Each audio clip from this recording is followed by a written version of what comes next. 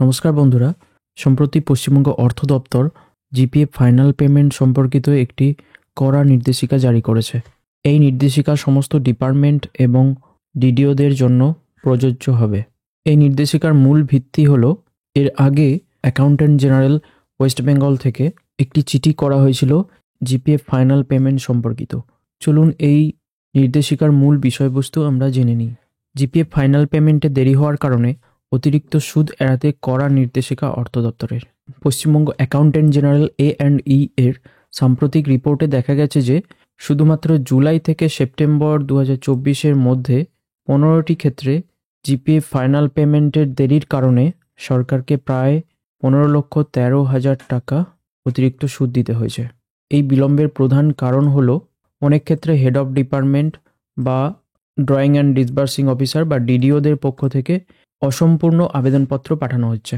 অর্থাৎ যখন GPF final পেমেন্টের জন্য অ্যাপ্লিকেশন করা হচ্ছে সেটা অসম্পূর্ণ থেকে যাচ্ছে। এছাড়াও অনেক সময় অফিসগুলি থেকে অ্যাকাউন্ট্যান্ট জেনারেলের দপ্তরে ফাইনাল পেমেন্টের অ্যাপ্লিকেশন পাঠাতে অনেক দেরি হয়ে যায়।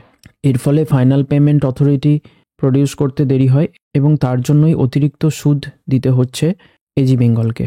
এই পরিস্থিতি মোকাবিলায় অর্থ দপ্তর পুনরায় সমস্ত বিভাগীয় প্রধানদের নির্দেশ দিয়েছে যাতে তারা অধীনস্থ ডিডিওদের সতর্ক করেন।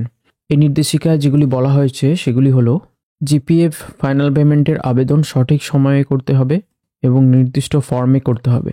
তো এখানে উল্লেখ্য, জীবিত অবস্থায় রিটায়ার্ড করে থাকলে তাকে ফর্ম 10A পূরণ করে পাঠাতে হবে এবং কর্মরত অবস্থায় প্রয়াত হলে তাকে ফর্ম 10B জমা করতে হবে।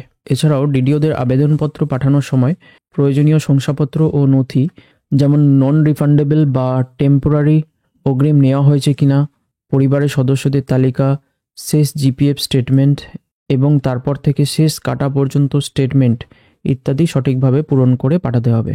অবসর গ্রহণ বা মৃত্যুর ঠিক আগের 12 মাসের মধ্যে কোনো অগ্রিম বা আংশিক চূড়ান্ত প্রত্যাহার বা পার্ট ফাইনাল উইথড্রয়াল করা হয়নি এই মর্মে একটি শংসাপত্রও জমা দিতে হবে। তবে এই সব বিষয়গুলি বেশিরভাগই এই 10A বা 10B ফর্মের মধ্যেই উল্লেখ থাকে। ওই ফর্মগুলিতে অনেক সময় আংশিকভাবে পূরণ করেই অনেক অফিস অ্যাপ্লিকেশনটি পাঠিয়ে দেন। ফর্মটি সঠিকভাবে সম্পূর্ণভাবে পূরণ করতে হবে।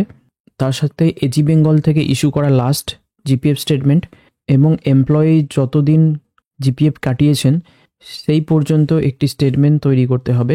সেই স্টেটমেন্টও অ্যাপ্লিকেশনের সাথে জমা করতে হবে। এই সমস্ত পদক্ষেপগুলির মূল লক্ষ্য হলো জিপিএফ চূড়ান্ত নিষ্পত্তি বা ফাইনাল পেমেন্টের প্রক্রিয়াকে মসৃণ ও সময়ানুবর্তী করে তোলা, যাতে সরকারের কোষাগার থেকে এই অতিরিক্ত সুদের বোঝা কমানো যায়। অর্থ দপ্তর এর আগেও এই বিষয়ে নির্দেশিকা জারি করেছিল এবং পুনরায় এই নির্দেশিকার মাধ্যমে বিষয়টির ওপর জোর দেওয়া হলো। ধন্যবাদ, ভালো থাকবেন।